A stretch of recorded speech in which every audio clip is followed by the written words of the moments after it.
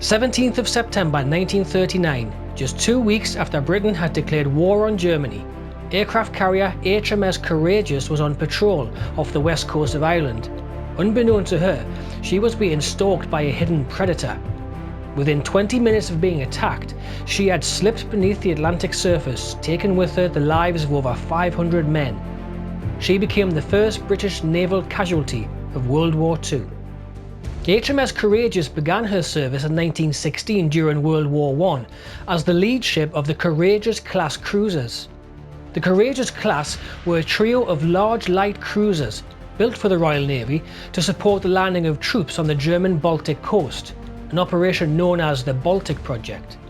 These ships were lightly armoured with only a few heavy guns, but this helped them to be very fast. Speed had become the most vital attribute for ships of this class, as Admiral of the Fleet Lord Fisher had earlier noted in a letter to First Lord of the Admiralty Winston Churchill in 1912.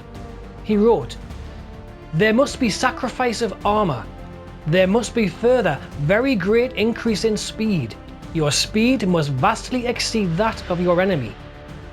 To enable this requirement, she had an overall length of 786 feet 9 inches, a beam of 81 feet and a draft of 25 feet 10 inches. She was armed with 4 15-inch main guns in twin-gun turrets, 18 4-inch secondary guns in 6 3-gun turrets, 2 3-inch anti-aircraft guns in single-gun mountings, as well as 2 21-inch torpedo tubes. All of this gave a displacement of around 20,000 tons, and this design had enabled her to achieve a speed of 32 knots and a range of some 6,000 nautical miles. Her keel was laid down on the 26th of March 1915 on the banks of the River Tyne by Armstrong Whitworth, launched on the 5th of February 1916, and was completed on the 4th of November 1916. Her first duties for the Royal Navy was with the 3rd Light Cruiser Squadron of the Grand Fleet, but she wasn't there long, as due to large losses at the Battle of Jutland, she assumed the role of flagship of the 1st Cruiser Squadron. Throughout 1917, the British had laid minefields in the Heligoland Bight, with the intention of restricting the German high seas fleet, as well as their submarines. However, the Admiralty had become increasingly concerned by the German successes at sweeping a path through these minefields. As a result of this, on the 17th of November 1917, the Admiralty deployed Courageous at the head of the 1st Cruiser Squadron, and with cover provided by the 1st Battle Cruiser Squadron, as well as the 1st Battle Squadron, they were sent to seek and destroy the German minesweepers along with their light cruiser escorts. Early in the morning, at 7:30, the German ships comprising of 4 light cruisers, 8 destroyers, and 3 divisions of minesweepers were spotted. HMS Cardiff joined Courageous in opening fire with their forward guns, and in an effort to escape, the Germans put out a smoke screen. This worked, as despite being chased by Courageous and Cardiff, the smaller ships managed to disappear into the smoke. The British ships continued to concentrate their fire onto the German cruiser's estimated location. Courageous's contribution to the battle was a barrage of 92 15-inch shells and 180 4-inch shells. But despite this, the only hit was a single 15-inch shell that hit a gun shield of the light cruiser HMS Palau, which had little effect on her speed or her attempts to escape the battle. By 9:30 AM, the 1st Cruiser Squadron, realising that their pursuit was taking them into a known minefield, broke off and turned south. They played no further part in the Battle of Heligoland Bight. The remainder of the war would see Courageous only taking part in the occasional patrol of the North Sea, and in 1918 she was fitted with short takeoff platforms for Sopwith Camel and Sopwith Strutter aircraft. This was an early foresight into Courageous's relationship with aircraft. HMS Courageous's final contribution to World War I was her attendance at the surrender of the German High Seas Fleet on the 21st of November 1918, following which she was placed into reserve at Rosyth. The years following the war saw a considerable overhaul to the fleet of the Royal Navy due to the Washington Naval Treaty of 1922. In an attempt to prevent an arms race, the major allies of World War I agreed to limit naval construction and applied limits on tonnage across the fleets, and this had a major impact on the Courageous class of ships. The treaty allowed for the conversion of existing ships with a tonnage of up to 67,000 tons into aircraft carriers.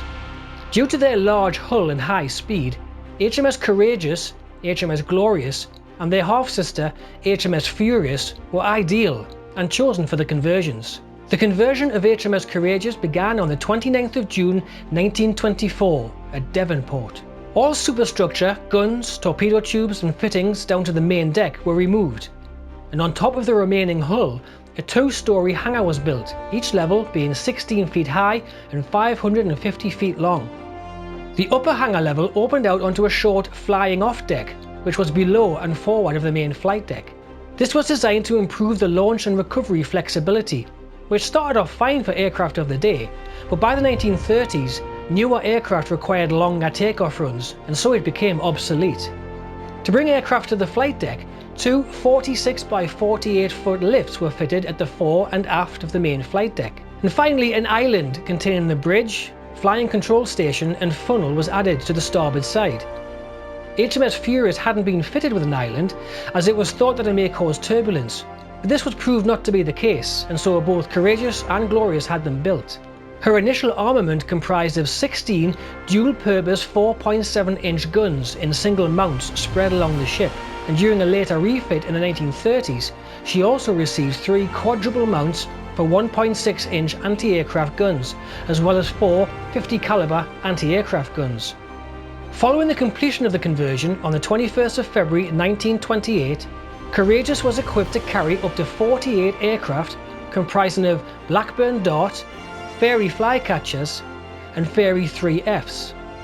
And she had her first deck landing on the 15th of May 1928 when a Blackburn Dart of 463 flight touched down. Following several months of sea trials, she sailed to Malta to be assigned to the Mediterranean fleet, where she would operate until June 1930 before being recalled for a refit, following which she re-entered service with the Atlantic and home fleets. Further refits during the course of the 1930s would see her upgraded further with aircraft arresting gear, as well as 2 hydraulic aircraft catapults fitted to the upper flight deck. This meant she was now equipped to carry a wide range of aircraft types, including Hawker Nimrod, Hawker Osprey, Blackburn Baffin, Blackburn Shark, Blackburn Ripon, Fairey Swordfish and Fairey Seal. In December of 1938, the newly commissioned HMS Ark Royal entered service with the Royal Navy and was assigned to the home fleet, and so Courageous was taken out of active service and became a training carrier. She remained in the training role until May 1939, when she was replaced by her half-sister, HMS Furious. By the time war operations commenced in September of 1939, Courageous was serving with the home fleet, carrying 811 Squadron and 822 Squadron. Each of these squadrons were equipped with 12 Fairey Swordfish, torpedo, bomber and reconnaissance aircraft, and were used as part of a hunter-killer group to seek out and destroy enemy submarines. On the evening of the 17th of September 1939, under the command of Captain William Torfield McKeag Jones and a complement of 1,202 crew, she was on an anti-submarine patrol off the southwest coast of Ireland, accompanied by 4 destroyers. Word had been received that a merchant ship was under attack nearby, and so 2 of the destroyers had been dispatched to assist, leaving Courageous with only half of her protection. For the next 2 hours, unheard and unseen, Courageous was being stalked by U-boat U-29, commanded by Captain Lieutenant Otto Schuhart. Courageous now needed to launch some of her patrol aircraft, and so to do this, she was turned into the wind. This manoeuvre placed Courageous right across the bow of U-29, which wasted no time in firing 3 torpedoes at the exposed carrier. 2 of the torpedoes scored direct hits on the port side before any of the assembled aircraft were able to launch. All electrical power had been lost, and Courageous began to list over as the 2 accompanying destroyers attempted a counterattack against U-29. Within 20 minutes, HMS Courageous had capsized and sank, with the loss of 519 crew, including her captain. The survivors were rescued by the British freighter Collingwood and the Dutch ocean liner Veendam. The counterattack against U-29 continued for some 4 hours, but the U-boat had escaped. Only 3 days earlier, on the 14th of September, another U-boat attack, albeit unsuccessful, on HMS Ark Royal had shown the risks that these hunter-killer groups posed to British aircraft carriers. And so, following the sinking of HMS Courageous, the Royal Navy decided to withdraw its aircraft carriers from anti-submarine patrols. HMS Courageous had become the first British warship to be sunk by German forces in World War II.